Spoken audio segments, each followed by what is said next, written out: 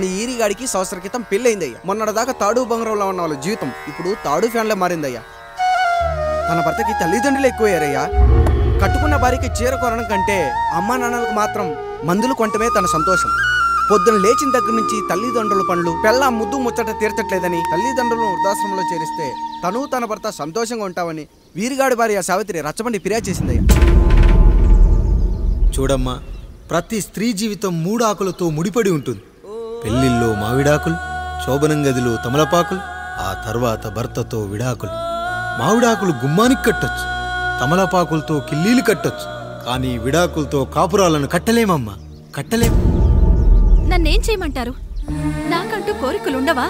భర్తతో సరదాగా ఒక్కదాన్నే గొడవ పడాలని, ఆయన కష్టపడి అలిసొస్తే పక్కింటి వాళ్ల కబుర్లన్నీ చెప్పాలని, వచ్చిన జీతం మొత్తం చేతికిచ్చాక నేనే 10ో 12కో చేతిలో పెడితే ఆయన కళ్లల్లో ఆనందం చూడాలని నాకనిపించదా? ఎంతసేపు అమ్మా నాన్న అంటూ వాళ్ళ కొంగు పట్టుకుని తిరగడమే తప్ప నా పైట పట్టుకుని తిరిగిందే లేదు. నాకు విడాకులొద్దు, నా భర్త నాకు కావాలి. ఎరా, నీ భార్య చెప్పింది విన్నావుగా, ఏమంటావు? అయ్యా, మీరు నా వైపు కూడా ఆలోచించండి అయ్యా. 9 నెలలు నా తల్లి కష్టపడి కన్నీ పెంచితే 20 ఏళ్ళు నా తండ్రి నన్ను పోషించాడు. నిన్నగాక మొన్నొచ్చింది. ఇది మమ్మల్ని విడదీయాలంటే ఎలాగయ్యా? నాకు నా పెళ్ళం కంటే నా తల్లిదండ్రులు ఎక్కువయ్యా. మరి పెళ్ళెందుకు చేసుకున్నావురా? అక్కుల్లో పనికెళ్తుంటే అక్కడ మెస్ భోజనం పడట్లేదయ్యా. ఇలామంటే పని మనిషి అనుకుంటున్నావారా? అసలేమనుకుంటున్నావురా? ఆడదంటే నీకంటే చిన్నదవుతే చెల్లవుతుంది, పెద్దదైతే అక్క అవుతుంది, పెళ్లి చేసుకుంటే భార్య అవుతుంది, ఆ తరువాత తల్లి అవుతుంది. మగాడేముందిరా, ఆఫ్టర్ ఆల్ తండ్రి అవగలడు. మగాడు పురుషుడు అని పలకాలంటే పెద్ద కష్టమేమీ లేదు. కానీ స్త్రీ అని పలకాలంటే నోట్లో కండరాలు, నాలుక అష్టవంకరలు తిరిగి కష్టపడాలరా. స్త్రీ జీవితం కూడా అంతే.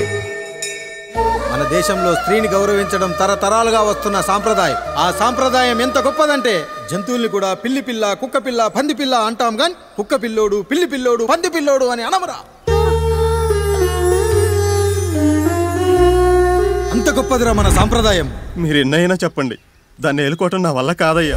రేయ్, కడుపులో బిడ్డ ఆడపిల్ల అని తెలిసి ఉంచాలా ఊడ్చాలా అని ఆలోచిస్తుంటే పుడతామో చస్తామో తెలియని పరిస్థితుల్లో ఎలాగోలా పుట్టేసి పెరిగేసి ఎదిగేస్తున్న టైంలో తను పుట్టింది తన కోసం కాదు, ఎక్కడో పుట్టిన ఏదో కోసం అన్న విషయం తెలిసాక అమ్మ నాన్న కలిసి 1 కిలో లడ్డూలు, 1 కిలో చెగోడీలు పెట్టి దున్నపోతు లాంటి ఓ పెళ్లి కొడుకును తీసుకొచ్చి కళ్ళ దించుకొని పెళ్లిలో కళ్ళు దించుకొని శోభన గదిలో పడుకుంటే గుండెల మీద తాలి బరువు, శరీరం మీద వాడి బరువు మోసి మోసి వాడు వేసిన విత్తనాన్ని 9 నెలలు మోసి మోసి ఓ పండంటు బిడ్డకు జన్మనిచ్చి ప్రతిరోజు కోడి కంటే ముందే నిద్రలేచి నుదిటిన బొట్టు పెట్టి, వాకిట్లో ముగ్గు పెట్టి, స్టవ్ మీద గిన్నె పెట్టి, అందులో పాలు మరగబెట్టి, కాఫీ పొడి టీ పొడి కలిపి పెట్టి, పిల్లల నోటికి తిండి పెట్టి, వాళ్ళను బడికి ఎల్లగొట్టి, నిన్ను ఆఫీస్కు తరిమి కొట్టి, ఒక చేత రిమోట్ మరో చేత కత్తిపీట పట్టుకొని ఛానల్స్ మార్చి మార్చి కూరగాయలు తరిగి తరిగి 11 గంటలకు మా ఊరి వంట, 12 గంటలకు స్టార్ మహిళ చూస్తూ, వీటి మధ్యలో వంట చేస్తూ కూరెక్కడ మాడిపోతుందో అన్న టెన్షన్ లో బ్రేక్ మధ్యలో అత్తగారికి అన్నం పెట్టి ఉద్దమందారం, ఆడదే ఆధారం, మనసు మమత, గోకులంలో సీత, స్వాతి చినుకులు అంటూ పగలు రాత్రి తేడా లేకుండా సీరియల్లో సమస్యల్ని తన సమస్యలుగా భావించి బరువెక్కిన గుండెతో అలిసొచ్చిన భర్తకు గుప్పెడంత మాడిపోయిన ఉప్మా పెట్టి అప్పుడు తిని పడుకుంటుందిరా. అదిరా ఆడదంటే. అలాంటి నీ భార్యను వదిలేస్తానంటావా? Bloody fool!